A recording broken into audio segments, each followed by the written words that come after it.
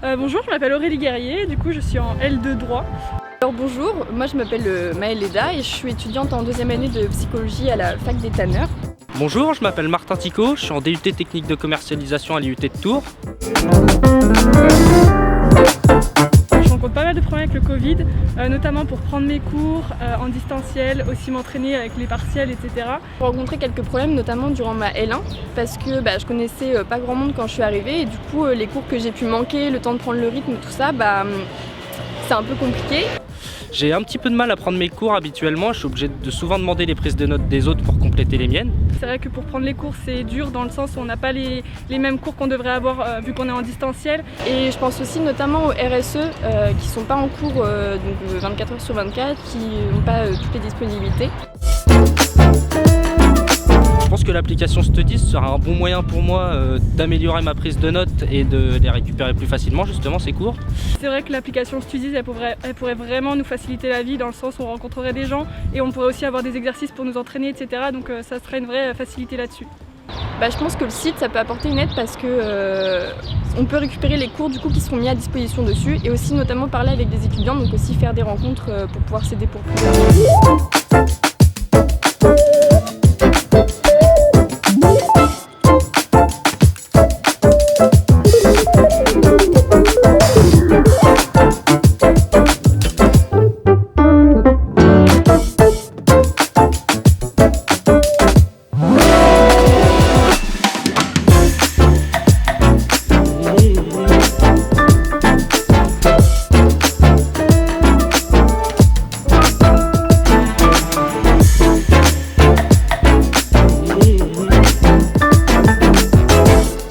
Bonjour, je m'appelle Hugo et je vais vous présenter l'équipe Studies. Donc tout d'abord nous avons Jonathan. Bonjour, moi je m'appelle Jonathan Soho, je suis en 3ème année de licence gestion à l'IAE Tours et je suis vendeur en prêt-à-porter en parallèle de mes études depuis 2 ans. Je suis cofondateur de la société Studies. Moi c'est Thomas Thénard, donc je suis étudiant en 2ème année d'un DUT technique de commercialisation à l'IUT de Tours. Et donc moi c'est Hugo Roulet, je suis étudiant en gestion à l'IAE Tours avec Jonathan. Et en plus de ça, je suis réserviste à l'armée de terre. En plus de nous trois, nous avons Eddy qui s'occupe de la partie développement et Laurine qui s'occupe de la partie design.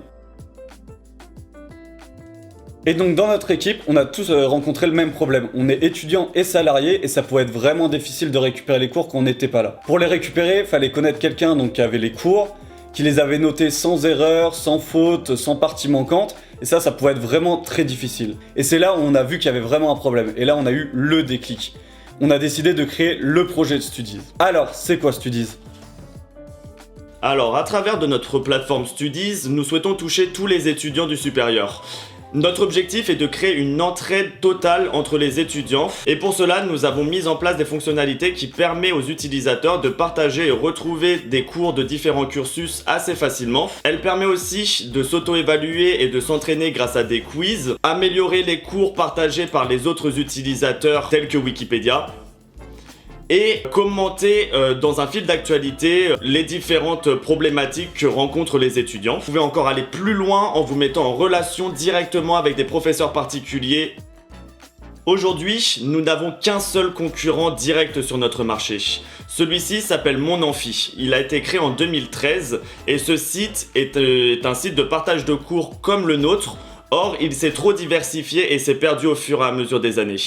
Nous avons d'autres petits concurrents, tels que les organismes de mise en relation avec les professeurs particuliers.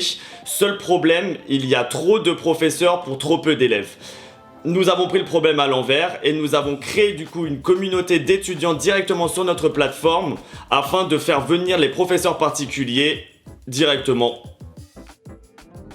Pour la partie stratégie de communication et de marketing, nous avons réfléchi à plusieurs options. Tout d'abord, nous allons contacter des micro-influenceurs afin qu'ils puissent communiquer directement auprès de leur cible. Ensuite, nous allons nous initier au cœur des réseaux sociaux en mettant en place des publicités qui iront directement dans les fils d'actualité de nos étudiants, par exemple sur Facebook, sur Instagram, sur YouTube, etc.